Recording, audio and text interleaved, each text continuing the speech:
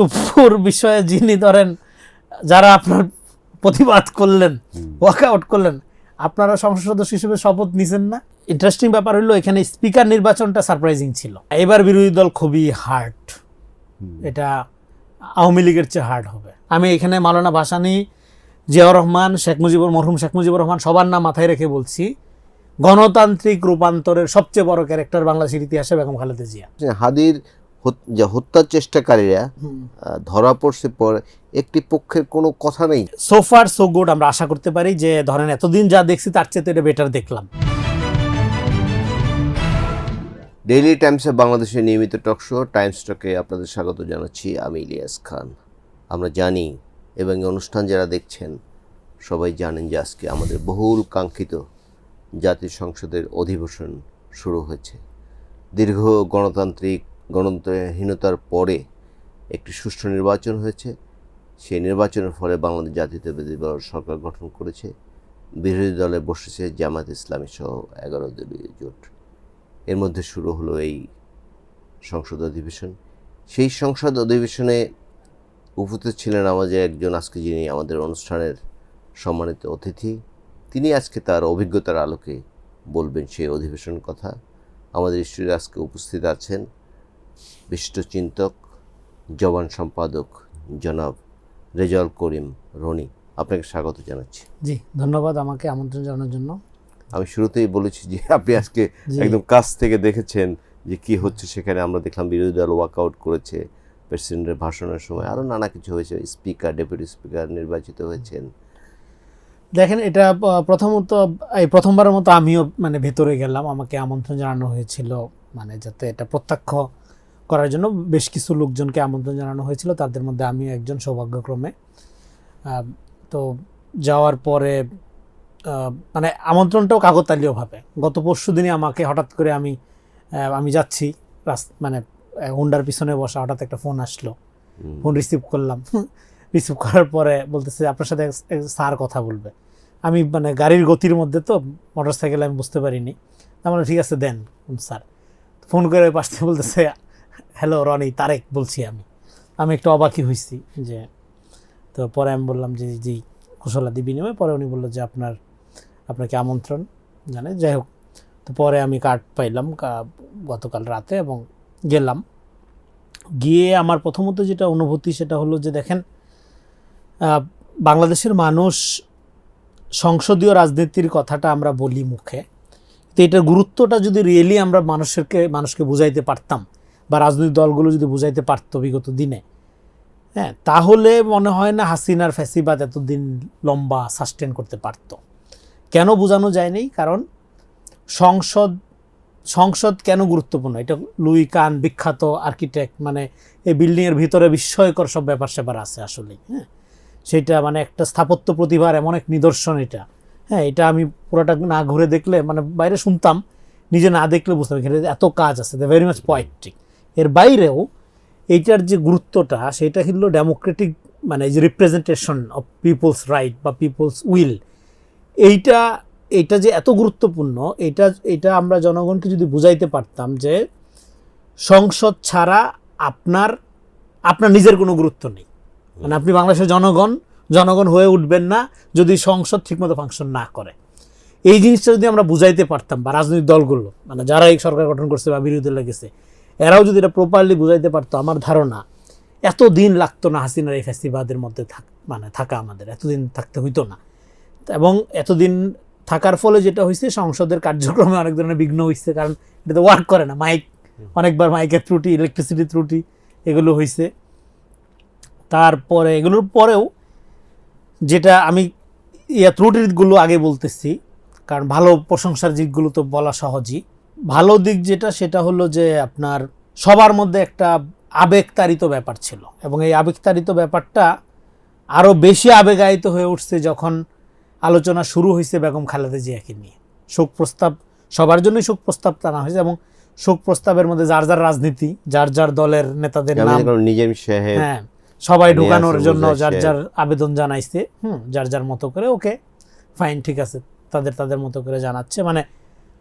সংসদের যারা সদস্য ছিলেন অতীতে মারা গেছেন যারা, হ্যাঁ, শুধু ফ্যাসিবাদের আমলে না, নানা সময় যারা মারা গেছেন, যাদেরকে ওই শোক আপনার যে রেকর্ডের অন্তর্ভুক্ত করা হয় নাই, এর মধ্যে ধরেন আরও বিএনপির দিক থেকে অনেকের নাম নেওয়া হয় না। যেমন গুরুত্বপূর্ণ একজন বিএনপি বেগম খালেদা জিয়া রাজনৈতিক সচিব ছিলেন, হারিস চৌধুরীর নামটা বলেনি বিএনপি। এগুলো ভুল হয়েছে আমার ধারণা। হ্যাঁ, হারিস চৌধুরীর নামটা কেন বলা হবে না? বিএনপির অনেক লোকের নাম বলছে, অনেক এমপি, বিগত আমলের এমপি, অনেক কবি সাহিত্যিক, ভাষা সৈনিক, বিদেশি নামও বলছে দেখলাম, অনেক বিদেশিরা, হ্যাঁ বিদেশি যারা মারা গেছে, এবং আয়াতুল্লাহ খমিনীর কথা বলা হয়েছে। হ্যাঁ, মানে যারা রাজনৈতিক ব্যক্তি যারা মারা গেছেন, তো তাদের সবার জন্য শোক প্রস্তাব, এবং জুলাই গণঅভ্যুত্থান ডেফিনেটলি, ওসমান হাদি সবাই আছে। তো হারিস চৌধুরীর নামটা বিএনপির দিক থেকে বলবে না।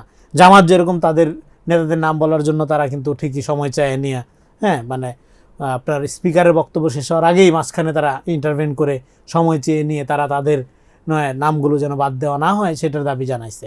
তো বিএনপির দিক থেকে প্রস্তুতি কেমন ছিল আমি জানি না। তারা আরেকটা বিএনপির এটা একটা বড় সমস্যা, সেটা হলো বিএনপির ক্যালেন্ডারিংয়ে সমস্যা আছে, এটা আমার একটু বলতে হবে। এই যে বিগত আমলে যারা দলের জন্য অবদান রাখছে, মারা গেছে, সেইটার রিকগনিশন দল দেওয়ার ক্ষেত্রে এই দলের ঘাটতি আছে। এটা মানে ঐতিহ্যে পরিণত হয়েছে। এটা ক্যালেন্ডার কেন থাকবে না? বিগত সময়ে যারা যারা কাজ করেছেন তাদেরকে, তাদের জন্ম মৃত্যুবার্ষিকীগুলো পরিবার কেন শুধু পালন করবে? বিএনপি তো, এটা আমরা বারবার বলছি, এটা কি বাংলাদেশের স্বাধীনতা সার্বভৌমত্ব রক্ষার একটা ভ্যানগার্ড অর্গানাইজেশন। এটা তো শুধু ক্ষমতায় যাওয়ার রাজনৈতিক টুলস না। তাহলে জিয়া রহমানের বিএনপি করার দরকার ছিল না, উনি ক্ষমতায় ছিলেনই, দল ছাড়াই ক্ষমতায় ছিল উনি। তো ফলে সেই ক্ষেত্রে এই প্রতিষ্ঠান হয়ে ওঠার জন্য তার ক্যালেন্ডার থাকবে না কেন? হ্যাঁ, কত শুধু দলের বাইরে ধরেন মাহফুজুল্লাহ সাহেবের জন্মদিন আসে যায়, পিয়াস করিমের জন্মদিনে আসে যায়, কোনোদিন তো রিকগনিশন করতে শুনি না। ফলে এই লোকের ডিরেক্ট দালাল না হইলে কেউ আর এই দলকে ওইভাবে ওন করে না, সাপোর্ট করে না। কারণ হলো বিএনপির মধ্যে ওই মেকানিজমটা নাই, দল করে না, কিন্তু বাংলাদেশি জাতীয়তাবাদ, বাংলাদেশ পন্থার জন্য একটা অবদান রাখে, বা দল করছে এক সময় গুরুত্বপূর্ণ অবদান রাখছে, পরে এই জায়গায় সে প্রতিযোগিতায় টিকতে পারে নাই, বা নিজের ডিক্লাইন হয়েছে, বা তার অবস্থান চ্যুতি হয়েছে, whatever it is or it was, কিন্তু আপনার তার রিকগনিশন থাকবে না। আপনাদের আওয়ামী লীগ এটা তো করে, জামাত ইসলাম করে, প্রত্যেকটা কেদার ভিত্তিক অর্গানাইজেশন করে, বামপন্থীরা করে, বিএনপির মধ্যে এটা নাই। ফলে শোক প্রস্তাবের এটা রাষ্ট্রীয়, এটা বিএনপির ব্যাপার না।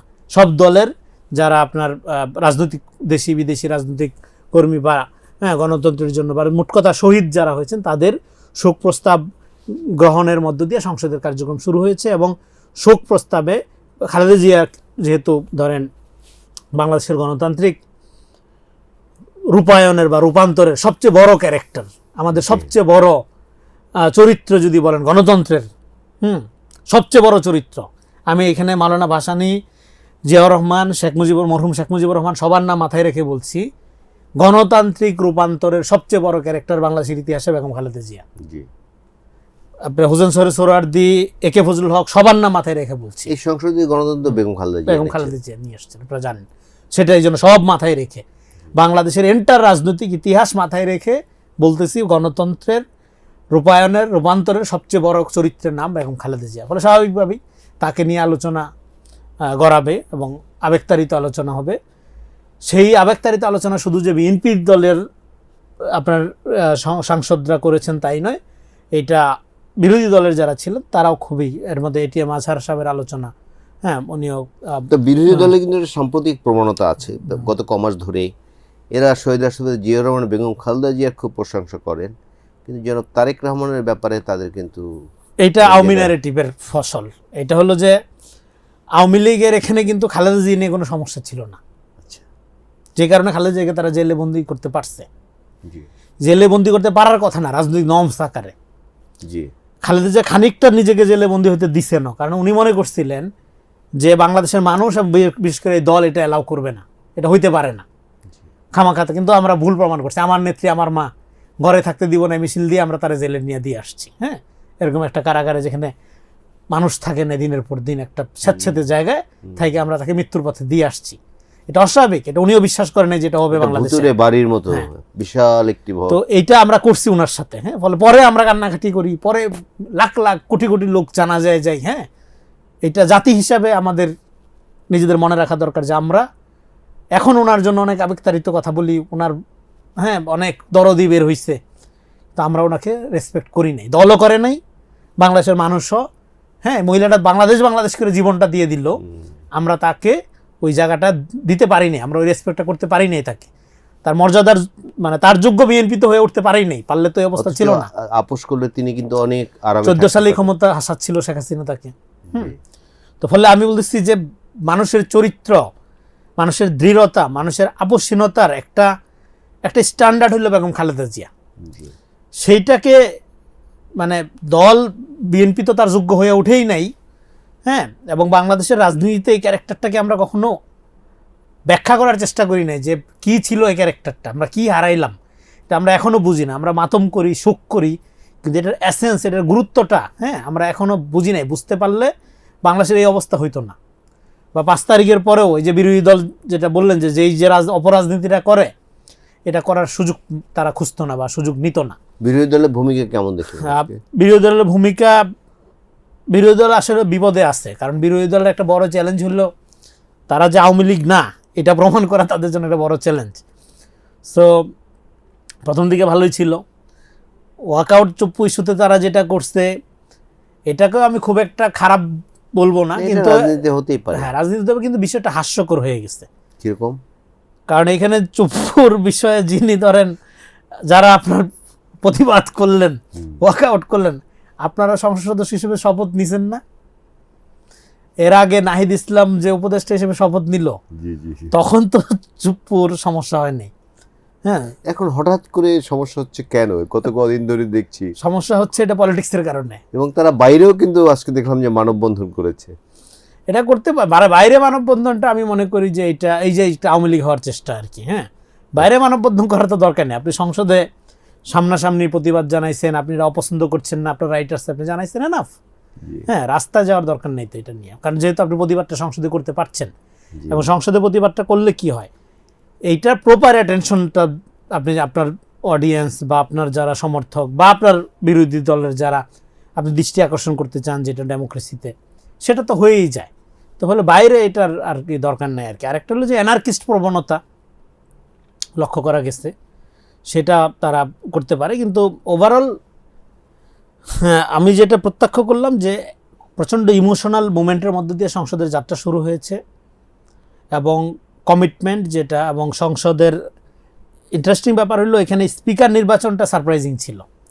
অনেকে অনেক নাম মানে প্রেডিক্ট করছিল, অনেক নাম আসবে ধারণা করছিল, কিন্তু সেগুলো সব মোটামুটি ধরেন ভুল প্রমাণ করে যখন মেজর হাফিজের নাম প্রস্তাব করা হলো, তখন একটু সবাই অবাক হয়েছে, এবং আমিও অবাক হয়েছি খানিকটা। কারণ এই মেজর হাফিজ এবং আরও যারা, ওনাদের বিরুদ্ধে কিন্তু বিএনপিকে ভাঙা, বিপদে ফেলা এবং নানাভাবে সংস্কারপন্থী হিসাবে, এবং ইভেন আগের সংস্কারপন্থী তো বটেই, শেখ হাসিনার আমলেও তাদের ভূমিকা নিয়ে দলের মধ্যেই অসন্তোষ ছিল, এবং তারা অনেক সময় একবার শোকজ করা হয়েছে, এবং উনি অনেক তির্যক ভাষায় দলের বিরুদ্ধে সংবাদ সম্মেলনও করেছেন। হ্যাঁ, করোনার পরপরই আমার মনে আছে। হ্যাঁ, যেটা একটু মানে তখন বিএনপি খুবই আপনার কি বলবো ক্রান্তিকালীন সময় পার করছে, মানে খুবই সেন্সিটিভ টাইম পার করছে দল হিসাবে। তো সেই রকম একজন ব্যক্তিকে বিএনপি আসলে তারেক রহমানের উদারতাই বলতে হবে, যে যারা উনি আসলে সবাইকে নিয়ে পলিটিক্স করতে চান। হ্যাঁ, এটা না হলে তো ধরেন মেজর হাফিজের মতো লোক আসার কথা না। ঠিক আছে, ওনার অনেক অবদান, কিন্তু অতীত এগুলো যদি মনে রাখি আর কি। এবং ওনার ব্যাপারে অনেক ধরনের রিজার্ভেশন দলের ভিতরেই আছে আর কি। তো যাই হোক, তো সেটা একটা ভিন্ন মত। উনি পদত্যাগ করেছেন, স্পিকার হওয়ার সাথে সাথে উনি স্থায়ী কমিটি থেকে পদত্যাগ করেছেন। স্থায়ী কমিটিতে উনি প্রবেশও করেছেন বেশ মানে নতুনই, হ্যাঁ, অল্প কিছুদিন আগেই স্থায়ী কমিটির সদস্য হিসাবে। তারপর সেখান থেকে পদত্যাগ করে উনি একজন ভাগ্যবান ব্যক্তি মনে হচ্ছে এখন। ভাগ্যবান তো বটেই, দীর্ঘ সবসময়েরই প্রায় ধরেন উনি সংসদ নির্বাচিত হয়েছেন, এলাকায়ও জনপ্রিয় ডেফিনেটলি, এবং ওনার বয়স অনুপাতে উনি আল্লাহর রহমতে অ্যাক্টিভ আছেন, কর্মক্ষম আছেন। হ্যাঁ, 80, এটা খুব ভালো ব্যাপার। আমরা চাই, আমরা আরও কর্মক্ষম দেখতে চাই ওনাকে, এবং উনি বীর মুক্তিযোদ্ধা। তো ওনার সব বিষয়ে সবার পছন্দ এরকম না, আমারও অনেক বিষয়ে ওনার অপছন্দ, তো তারপরেও এটা আমি বলবো যে বিএনপির যে উদারনৈতিক রাজনৈতিক সংস্কৃতিতে প্রবেশের যে প্রচেষ্টা, তারই একটা অংশ। আজকে আমরা বলি মর্নিং শোজ দ্য ডে, তো আপনি কি এমন দেখেছেন যে আমাদের সংসদ কার্যকর হবে, এটা ধরুন গণতন্ত্রের একদম পীঠস্থান যেটিকে বলে, সেরকম হতে যাচ্ছে আশা করা যায়? কারণ আমরা আগের সংসদগুলো দেখেছি কিন্তু অদ্ভুত বিরোধী দল, তারা সরকারেও আছে আবার বলছে আমরা বিরোধী দল, এবং অনেক সময় কিন্তু আমরা বলেছি যে গৃহপালিত বিরোধী দল। এবার কি মনে হলো আপনার কাছে? না, এবার বিরোধী দল খুবই হার্ড, এটা আওয়ামী লীগের চেয়ে হার্ড হবে এই বিরোধী দলটা। কারণ এই বিরোধী দলের মধ্যে একটা কোট আনকোট বিপ্লবী জোশ আছে, হ্যাঁ, যদিও তারা বিপ্লবের সোল এজেন্ট না, একক, মানে জুলাই গণঅভ্যুত্থানকে যদি বিপ্লব বলেন তাদের ভাষায়, না সেটি কিভাবে বলুন, তারা তো একক না, তাদের নেতৃত্ব তারা ক্লেম করে, রাইট, তারা যেটা ক্লেম করে ন্যারেটিভ, যেটা বলি আমরা, তার যে ন্যারেটিভ তারা তৈরি করে, ন্যারেটিভ তারা বিশ্বাসও করে। একটা মিথ্যা যখন আমি অন্যের জন্য বলবো এবং এটা যখন ক্রমাগত বলবো, বুঝতে হবে ওই মিথ্যাটা আমি নিজে বিলিভ করি, এই জন্য এটা ক্রমাগত বলি। ফলে জুলাই গণঅভ্যুত্থানকে যদি কেউ একদম নিজেদের দলীয় একমাত্র তারাই, হ্যাঁ, এরকম দাবি করে, বুঝতে হবে এটা খুবই আনফরচুনেট লাইং, হিস্ট্রিক্যাল লাইং, ঐতিহাসিক মিথ্যা। এবং এই মিথ্যাটা যখন ক্রমাগত রিপিটেডলি বলা, শুধু না, পলিটিক্যাল এজেন্ডার অংশ কেউ করে ফেলে, হ্যাঁ, তখন এটা তো ডেঞ্জারাস ফেনোমেনন। আমরা একটু পার্লামেন্টের বাইরে যাই, গত কদিন ধরে কিন্তু বলা হচ্ছে যে ইলেকশন ইঞ্জিনিয়ারিং হয়েছে, না হলে জামাত জিতে যেত, এবং এটি কিন্তু রিপিটেডলি বলা হচ্ছে। যে নির্বাচনটি, নিঃসন্দেহে আপনি আমার সাথে একমত হবেন, যে বাংলাদেশের ইতিহাসে সবচেয়ে নিরপেক্ষ, অবাধ, সুষ্ঠু নির্বাচন হয়েছে বলে আমাদের কাছে মনে হয়েছে। আপনি আমি জীবদ্দশায় যতগুলো নির্বাচন দেখেছি, এত অহিংস নির্বাচন আমরা কিন্তু কোনোদিন বাংলাদেশে দেখিনি, এবং কোথাও বড় ধরনের কারচুপি বা কেন্দ্র দখল এসব কিন্তু শুনিনি। তারপরও এখন কেন এই সরকার গঠনের কয়েকদিনের মধ্যে বারবার বলা হচ্ছে যে ইলেকশন ইঞ্জিনিয়ারিং হয়েছে? ইলেকশন কন্ডাক্ট করেছেন নির্বাচন কমিশন, দুজন উপদেষ্টাকে বলা হচ্ছে তারা এই ইঞ্জিনিয়ারিং সঙ্গে জড়িত ছিল। এসব বিষয়গুলো আপনি কীভাবে দেখছেন? দেখেন, ইলেকশন ইঞ্জিনিয়ারিং তো ইলেকশনের আগে হয়েছে, ইলেকশনের দিন এবং পরে হয়নি। আগে হয়েছে কোথায়? সোশ্যাল মিডিয়াতে। এই যে এমন কোনো জরিপ আপনি দেখাইতে পারবেন? আপনার এখানে মনে হয় আমি একবার আলোচনা করে গেছিলাম, যেই জরিপে, হ্যাঁ, ভোট আইডি প্রভাবিত জরিপগুলোতে 70 থেকে 95% তো জামাতের দখলে ছিল, মানে ক্ষমতা, এবং তারা তো সকাল বিকাল ক্যাবিনেট গঠন করছে। তো ফলে ইঞ্জিনিয়ারিং তো তারা করছেই। ফলে ইঞ্জিনিয়ারিং কথাটা তারা যে বলবে না, এটাই তো মানে হইতে পারে না, মানে বলাটা স্বাভাবিক না। কারণ তারা তো ফ্রম ভেরি বিগিনিং ইঞ্জিনিয়ারিং এর প্রসেসের মধ্যেই ইলেকশনটাকে নিয়ে গেছে। এবং এই সমস্ত ভুয়া, এই যে জরিপকারী, আমি মনে করি এটা একটা তদন্ত হওয়া উচিত, যারা আপনার ইলেকশনের আগে এই যে ভয়েস ফর্ম, রিফর্ম, ট্রফর্ম, এগুলো যারা জরিপ পরিচালনার পিছনে যারা আছে, এদের অর্থ কোথার থেকে আসে, এদের রাজনৈতিক ইন্ধন কারা, এগুলো একসময় আওয়ামী লীগের সাথে ছিল, আওয়ামী লীগের আত্মীয় স্বজনেরা। তারপরে এরা হুট করে এমনভাবে জরিপ পরিচালনা করলো, সবগুলোতে জামাত আগানো, এবং এগুলো মিডিয়াতে। এখন আবার তারা জুলাই বাণিজ্য শুরু করছে। জুলাই সনদের বাস্তবায়ন করতে গিয়ে আপনাকে যদি অগণতান্ত্রিক পথে দেশকে ঠেলে দিতে হয়, এই জুলাই সনদ বাস্তবায়নের কোনো দরকার নেই। আমি বলতেছি, দায়িত্ব নিয়ে বলতেছি, আমাদের সে জুলাই দরদি কেউ বেশি আছে আমার মনে হয় না অন্তত। যদিও আমরা বলি সমস্ত ক্রেডিট শহীদদের, জীবিতদের আছে দায়িত্ব। তারপরে জুলাই বাটপারি যারা করতে চায়, হ্যাঁ, তাদেরকে বলবো যে কারা করতে চায় আসলে, যারা এই যে এটাকে একক মালিকানার মনে করে, যারা এটা একটা সিঙ্গুলার বয়ান তৈরি করতে চায়, এটার কর্তাসত্তা প্লুরাল, এটার কোনো মতাদর্শ ছিল না, এটা ছিল একটা স্পিরিট। সেই স্পিরিটের আলোকে ন্যাশন বিল্ড আপ করতে হবে, এই হলো জুলাই। কিন্তু যারা এটাকে ৭১ চেতনার মতো জুলাই চেতনার ব্যবসা করতে চায়, তাদেরকে এটা মনে রাখতে হবে যে জুলাই সনদ বাস্তবায়ন প্রক্রিয়ার মধ্য দিয়ে দেশকে যদি অগণতান্ত্রিক পথে ঠেলে দিতে হয়, সেই জুলাই চেতনার দরকার নেই আমাদের। সেটাই জুলাই চেতনা, যেটা মানুষের মর্যাদাবোধ, মানুষের অধিকার এবং জনগণের এই যে আপনার যে এই যেটাকে আমরা বলি যে কর্তাসত্তা, যেটা হারাই গেছিল, সেটাকে যদি পুনঃপ্রতিষ্ঠা করতে পারে, সেটাই জুলাই চেতনা, সেটাই জুলাইয়ের অঙ্গীকারনামা। জুলাই চেতনার নামে কোনো সংঘতন্ত্র, আরএসএস বিজেপি মডেলের রাজনীতি বাস্তবায়ন করার যে এই যে ইন্টেলেকচুয়াল প্রকল্প, এটাকে আমি বলি যে আপনার সুশীল মুনাফেক। হ্যাঁ, যে নতুন সুশীল মুনাফেক যারা বাইর হয়েছে, টাউমি আমলে দেখছিলাম সব নিরপেক্ষ বুদ্ধিজীবী, করতো সাংবাদিকতা, মুজিব পূজা, হ্যাঁ, বুদ্ধিজীবিতার নামে মুজিব পূজা, সাংবাদিকতার নামে হাসিনা পূজা, হ্যাঁ, তারপরে হলো আপনার নাম দিত আমরা নিরপেক্ষ, আমরা জাতির বিবেক। এখন একই রকম নিরপেক্ষতার হয়েছে, সব কিছু ঘুরাই ফেরায় এই দলের ভিতরে ঢুকাই দেয়। এর মধ্যে যদি আপনি যদি বিএনপি সমর্থন করেন, তাহলে আপনি দালাল। কিন্তু আপনি যদি ইনায়া বিনায়া জামাতের বিপক্ষে বলার দরকার নাই, হ্যাঁ, খালি বিএনপির বিপক্ষে বলবেন, জামাতের ব্যাপারে সফট থাকবেন, আপনি নিরপেক্ষ, আপনি সুশীল। এই যে সুশীলতার নতুন ডাইমেনশন 5 তারিখে, জামাতের এক ধরনের সফলতা বলবেন আপনি? না, এটা আওয়ামী মডেল। সফলতা কিসের? এই জিনিস তো দেখে আসতেছি আমরা 54 মানে এই বছর ধরনের ধরে। কিছু মানুষ তারা তৈরি করতে পেরেছে, তৈরি করে, কিন্তু ওরা নিজেরা নিজেদের জামাত মনে করে না। আচ্ছা, যেমন আমারে বাংলাদেশে আমাকে অনেক মানুষ কিন্তু মনে করে বিএনপি, শুধু বিএনপি মনে করে না যে আমি BNP. That is interesting phenomenon. সেটা মনে করার দরকার নেই, অসুবিধা নেই। কারণ বিকজ অফ আমি তো একটা মধ্যপন্থা ডেমোক্রেটিক পলিটিক্যাল ইডিওলজিকে সাপোর্ট করি, সমর্থন করি। তো বিএনপির কাছাকাছি, কিন্তু আমি বিএনপির দেখেন আপনার শুরুই করলাম দুটো সমালোচনা দিয়ে। জি জি। তারপরে এই সমালোচনা হলো না, গালিগালাজ করতে হবে নাকি সমালোচনা করার জন্য? তো এখন তার ফলে কিন্তু ওদের ক্ষেত্রে এরকম না। ওদের ক্ষেত্রে হলো জামাতের ব্যাপারে কোনো ক্রিটিক থাকবে না আপনার, ইনায়া বিনায়া নাম না নিয়ে আপনি প্রশংসা করবেন। হ্যাঁ, তো তারপরে তাহলে আপনি নিরপেক্ষ। এটার নাম হলো সুশীল মুনাফেক। তো এখন নিরপেক্ষ মুনাফেক তো আছে, এদেরকে গুপ্ত বুদ্ধিজীবী বলবেন যে না সুশীল মুনাফেক। আচ্ছা আচ্ছা নতুন, হ্যাঁ, সুশীল ওই কাঠামোটাই তারা ব্যবহার করছে। এই যে দেখেন জরিপগুলো যে করতেছে, এগুলো আওয়ামী লীগের সময় সব আওয়ামী লীগের সাথে লেপটা ছিল, একদম এমবডেড ছিল আওয়ামী লীগের সাথে, ব্যবসা বাণিজ্য করছে আরামে ছিল। এই যে একজন উপদেষ্টাকে নিয়ে আপনি নিশ্চয়ই এটি ফলো করেছেন, যাকে কি উপদেষ্টা, কি পররাষ্ট্র মন্ত্রণালয়ের একজন উপদেষ্টা বানানোর জন্য রিকোয়েস্ট করেছেন যে আমাদের আমির সাহেব, তার দেখলাম আবার শেখ হাসিনার সঙ্গে তার ছবি আছে। থাকবে না কেন? এটাই তো ঐতিহ্য তাদের। 14 সালের পরে তারা তো প্ল্যান করে আওয়ামী লীগের সাথে নর্মালাইজেশনে চলে গেছিল, তাই না? এটা তো তাদের পার্ট অফ প্ল্যান। আর এটা নিয়ে আমরা কথা বলছি বহু, এটা বলে যে ক্যাডার ভিত্তিক রাজনীতি এটা হয়, তো এটা হয়, এটা তাদের কাছে নর্মাল। কিন্তু তারা আবার এটা বললে ট্রিগার হয়, বললে মাইন্ড করে। সে গুপ্ত ছিল এটা বলা যাবে না, তারা বিপ্লবী বলতে হবে। মানে সে আওয়ামী লীগের সাথে থাকলে এটা সমস্যা না, হ্যাঁ, আপনি থাকলে সমস্যা। আপনি তখন ফ্যাসিবাদের দোসর বা আওয়ামী লীগ পুনর্বাসনের চেষ্টা করতেছেন। অথচ আওয়ামী লীগের সবচেয়ে বড় ভিকটিম কে? বিএনপি।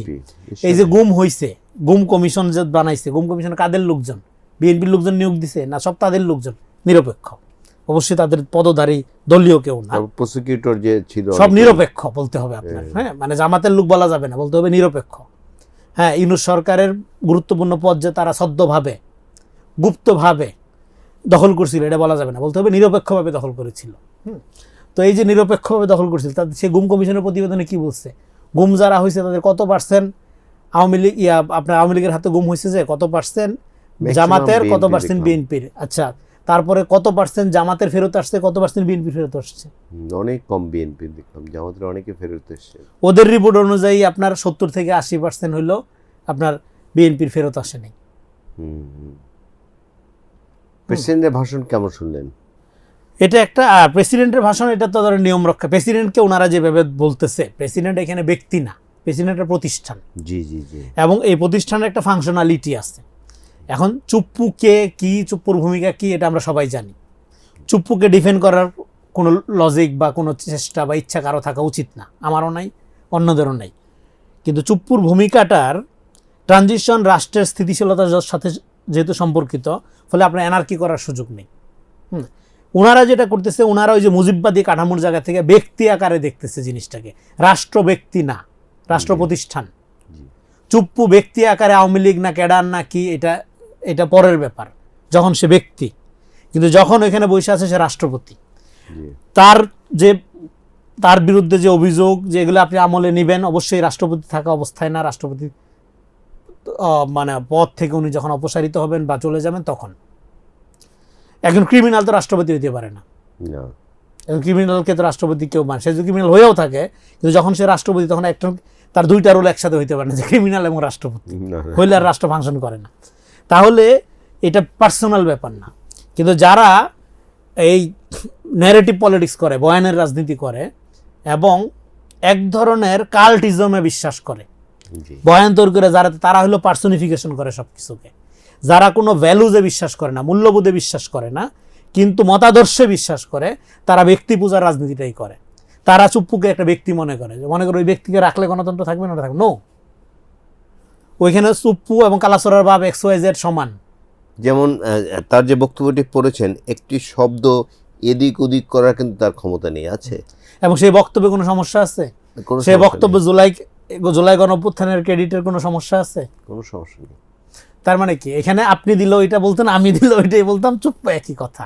হ্যাঁ, কিন্তু এটাকে ইস্যু করা, আমি এই জন্য এটার মানে ইস্যু কেন করলো হঠাৎ করে? ওই যে President- ইস্যু করার প্রক্রিয়াটা, এটা সাইকোলজিটা বা এটার আপনার এটার ফিলোসফিক্যাল আসপেক্টটা বুঝতে হবে। আসপেক্টটা হলো এইটা, যে কারণে বিএনপিকে বলা হচ্ছে যে চুপ্পুর রক্ষাকারী। বিএনপি চুপ্পুর রক্ষাকারী না, বিএনপি বাংলাদেশের স্থিতিশীলতার রক্ষাকারী, গণতন্ত্র রক্ষাকারী, গণতন্ত্রের রক্ষাকারী। চুপ্পু বিএনপির কাছে ইস্যু না। চুপ্পু কি বিএনপির কোনো মাইলেজ দিছে হাসিনার আমলে? না না নাকি বলছে 2টা মামলা কম দেন, নাকি বলছে তারেক রহমানটা 4টা গালি কম দেন? না না হ্যাঁ, তো চুপ্পুর প্রতি দরদ কই থেকে আসবে বিএনপির? কেন আসবে দরদ? কোন দরকারে? চুপ্পু বিএনপির কি উপকারটা করছে? না সেটাই। তো ফলে এগুলো আসলে এই যে ন্যারেটিভ, এগুলো হ্যাঁ, এগুলো হলো আপনার ওই যে রাজনৈতিক দৃষ্টিভঙ্গির ক্ষেত্রে আপনি মূল্যবোধের, আমি দেখবো মূল্যবোধ, আপনি ইলিয়াস খান না আপনি সালমান খান, এটা আমি দেখবো না।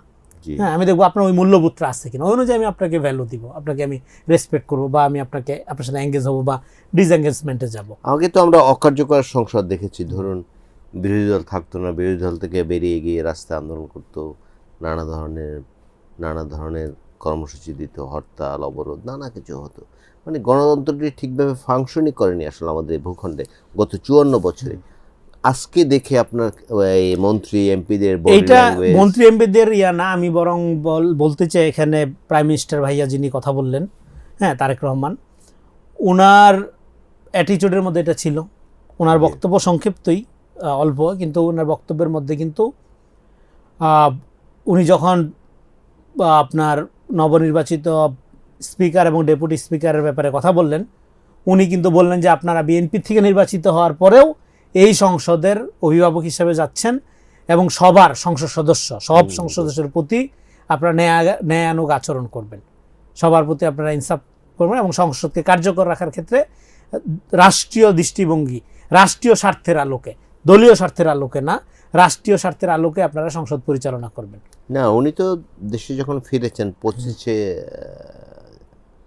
ডিসেম্বর বোধহয়, হ্যাঁ, 25 তারিখ ডিসেম্বরের 25 ডিসেম্বর ফিরে, তারপর থেকে বাংলাদেশে এক ধরনের পজিটিভ রাজনীতি তিনি কিন্তু শুরু করেছেন। যেমন তিনি যে প্রথম বক্তৃতাটা দিয়েছেন 300 ফিটে, একটি দলের বিরুদ্ধে, যে দল, বিশেষ করে যদি আওয়ামী লীগের কথাই বলি, তাকে, তার মাকে, তার পরিবারকে এবং তার যে বৃহত্তর পরিবার বিএনপি পরিবার, সেই পরিবারটিকে যতভাবে অত্যাচার, নির্যাতন, নিগৃহীত করা যায় সব কিছু করেছে। তারপর কিন্তু একটি কথা তিনি বলেননি। কেন বলবেন? তিনি শুধু সামনে এগিয়ে যাওয়ার কথা কেন বলবেন? কারণ এটা বিএনপির রাজনীতি না। দেখেন, জি, এখানে আওয়ামী লীগের ওই কাঠামোটা, এই যে ন্যারেটিভ পলিসি, যে ব্যক্তি কেন্দ্রিক, হ্যাঁ, ব্যক্তি ক্যারেক্টার কেন্দ্রিক, মতাদর্শ কেন্দ্রিক যে রাজনীতি, এটা বিএনপি করে না।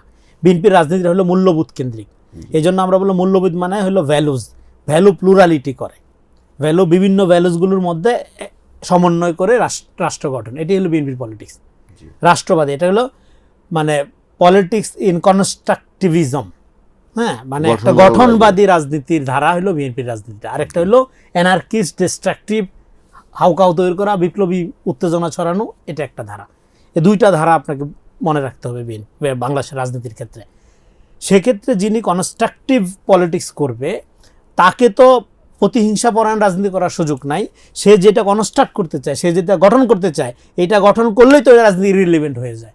বাংলাদেশে যদি বিশ্বের মানবিক মর্যাদা ফিরে আসে, বাংলাদেশে যদি মানুষের ইকোনমিক্যাল সক্ষমতা ফিরে আসে, বাংলাদেশে যদি আপনি মানুষকে জিজ্ঞেস করেন তোর চেতনা কি, এটা জিজ্ঞেস না করে আপনি যদি তুমি খাইতে পারছো কিনা, তোমার চিকিৎসা ঠিক আছে কিনা, তোমার শিক্ষার কি সমস্যা বলো, হ্যাঁ, রাষ্ট্র হিসাবে যদি আপনি এটা জিজ্ঞেস করেন, আওয়ামী লীগের রাজনীতি ইররিলেভেন্ট হয়ে যায়। আওয়ামী লীগের বিরুদ্ধে তো আপনার সারাদিন শিক্ষা করার দরকার নেই। আপনি যদি রিয়েলি আওয়ামী লীগ বিরোধী হয়ে থাকেন এবং আপনি যদি রিয়েলি ভারত বিরোধী হয়ে থাকেন, আপনার প্রথম দায়িত্ব কি? বাংলাদেশ গঠন করা, গণতন্ত্র প্রতিষ্ঠা করা, গণতন্ত্রকে প্রাতিষ্ঠানিক রূপ দেওয়া। দিলেই তো একটা ফ্যাসিবাদী কাঠামোর ইররিলেভেন্ট হয়ে যায়। ইভেন যে লোকটা আওয়ামী লীগ, সেও আওয়ামী লীগ করার প্রয়োজন ফিল করবে না। তাকেও যদি আপনি এই সেফটি নেটওয়ার্কের মধ্যে আনতে পারেন, তারও যদি মানবিক মর্যাদা আপনি নিশ্চিত করতে পারেন। বিএনপি কতটা পারবে বলে আপনার আশাবাদী? বিএনপি এখনো পর্যন্ত তো সেই রাইট ট্র্যাকে আছে আপনি বলবেন? আপনি কি মনে করেন? হ্যাঁ, কিছু উল্টাপাল্টা মামলা হয়েছে, সেটা তো মামলা বাণিজ্যের কালচার যেহেতু আওয়ামী লীগ তৈরি করে দিয়ে গেছে এবং এই সুযোগ তো ধরেন নেওয়া হয়েছে, কিন্তু সেটা তো আস্তে আস্তে মামলাগুলো কিন্তু বিএনপির আমলে হয়নি, হয়েছে তত্ত্বাবধায়কের কথাই বলতেছি আমি। অন্তর্বর্তীকালীন মামলা তো জামাত করেনি, জামাত তো চালের বস্তা পাঠাইছে ভোটের কারণে ওদের ঘরে, মামলা তো করছে বিএনপির লোকজন। হ্যাঁ, তো তারপরে এই মামলাগুলো এখন প্রত্যাহার করা হচ্ছে আস্তে আস্তে। সে মামলা করার কারণও আছে, কিন্তু এত অত্যাচারিত হয়েছে। হ্যাঁ, তো সেই মামলা যেহেতু আওয়ামী লীগের আমলে একটা মামলা তো উইপন আকারে ব্যবহার করছে হাসিনা, ফলে সেটার তো একটা রিপারকেশন আসছেই। তো এটা আস্তে আস্তে এখন সর্ট আউট হবে, ভুয়া মামলা, জামিন তো হচ্ছে, হ্যাঁ, ভুয়া মামলাগুলি হবে এবং প্রকৃত অপরাধীদের বিচারের প্রক্রিয়া। এই যে দেখুন একটা উদাহরণ, হাদি হত্যা নিয়ে কত কিছু আমরা দেখলাম, তাই না? জি, তো হাদি হত্যাদের আপনার এই হাদি হত্যা আপনি একটা বিষয় লক্ষ্য করেছেন, হাদির যে হত্যার চেষ্টাকারীরা ধরা পড়ছে পরে একটি পক্ষের কোনো কথা নেই, কিন্তু আপনি হ্যাঁ এই এটা বিষয়টা লক্ষ্য রাইট, করেছেন? এই যেটাই বলতে চাচ্ছিলাম। তাহলে আপনি এত বয়ান তৈরি করলেন, এত গিয়ে কি করলে সরকার যে একটা নেগোসিয়েশনের মধ্য দিয়ে, জি, হ্যাঁ, ভারতে থাকা অপরাধীকে গ্রেফতার করতে সক্ষম হলো এবং রিমান্ড চলতেছে তার এখন, এটা বিরাট কাজ হ্যাঁ, কিন্তু। এবং আমাদের একটা ট্রিটি আছে, হাসিনা করে থেকে গেছে, হাসিনা, হ্যাঁ, যে বন্দি বিনিময় বা অপরাধী বিনিময় ট্রিটি, সেই ট্রিটির আন্ডারে তাকে ফেরত আনা হবে আশা করি খুব সহজেই বা দ্রুতই। তো ফলে এটা একটা বিরাট অগ্রগতি সরকারের। সব মিলে আশা করা যে আজকে যে সংসদ আপনি দেখেছেন এটি প্রাণবন্ত সংসদ হবে এবং বাংলাদেশের গণতন্ত্র বিকাশে এই দেখেন সংসদ- প্রাণবন্ত কি কথাটা মানে এইভাবে ঢালাওভাবে বলার সুযোগ নাই। মানে সোফার সো গুড, আমরা আশা করতে পারি যে ধরেন এতদিন যা দেখছি তার চেয়ে তো এটা বেটার দেখলাম এখনো পর্যন্ত। কিন্তু একটা গণতান্ত্রিক দেশের জন্য গণতান্ত্রিক সংস্কৃতি নির্মাণ করতে হয় আগে, জনগণের ভেতরে মূল্যবোধ ধারণ করতে হয় আগে। এবং আপনি যে দলের সাথে রাজনীতি, বিএনপি একটা সফিস্টিকেটেড পলিটিক্যাল পার্টি হইতে চায় এবং একটা লিবারাল ডেমোক্রেটিক পার্টি, ফলে তার পক্ষে এক্সট্রিম মুভ করা সুযোগও নাই, সম্ভাবনা না, এই জন্যই মানুষ তাকে পছন্দ করে। অন্যদিকে আপনার বিরোধী পক্ষ যারা, তাদের মধ্যে যদি অ্যানার্কিস্ট প্রবণতা থাকে, তাদের মধ্যে যদি ন্যারেটিভ পলিটিক্স করা, তাদের মধ্যে যদি রাজনীতি বাদ দিয়ে পলিটিক্স তৈরি করার একটা প্রবণতা থাকে, তারা যদি কনস্ট্রাকটিভ পলিটিক্সে বিশ্বাসী না হয়, সেক্ষেত্রে সরকারি দলকে ডবল দায়িত্ব নিতে হয়। সেটা হলো সরকারের যারা সমর্থক আছে তাদের এক অংশকে সমালোচকের ভূমিকা অবতীর্ণ হইতে হয়। কারণ হলো আপনার যারা প্রতিপক্ষ, এরা তো ন্যারেটিভ তৈরি করবে, মানে হলো বিরোধিতার নামে বিশুদ্ধার করবে, আপনার প্রতিযোগিতার নামে প্রোপাগান্ডা করবে।